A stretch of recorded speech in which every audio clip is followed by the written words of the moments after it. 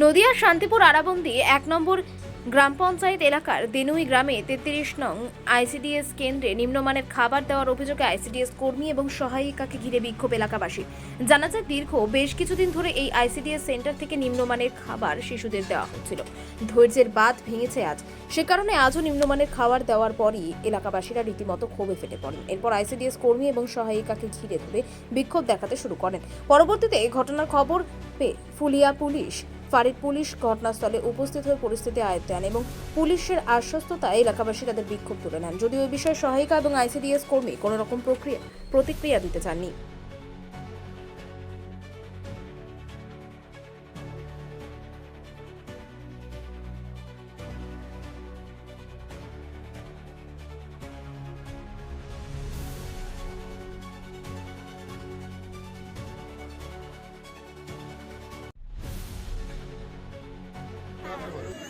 করেছে যে এনাদের ব্যবহারগুলো মাদের ভালো লাগছে। এনারা যা ব্যবহার করে, ওই টয়লেটে জল মিশিয়ে রান্না করবে, প্রথম চালটা কিছু ধোবে না, চালটা নোংরা পরিষ্কার করে ধোয়া বুঝে যে বাচ্চারা খাবে যারা, হ্যাঁ সেই সমস্ত নেই।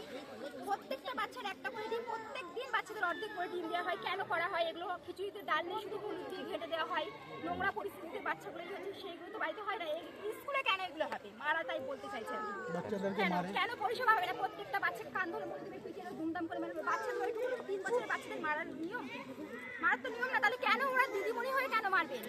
সেইগুলোই মারা। ওনাদেরকে রাখতে চাই, ওনাদের মানে ব্যবহার খুবই খারাপ হয়। দুটো ম্যাডামের ব্যবহার খারাপ, ওনারা তাই রাখতে চাইছি না। এই নিয়ে এত গন্ডগোল।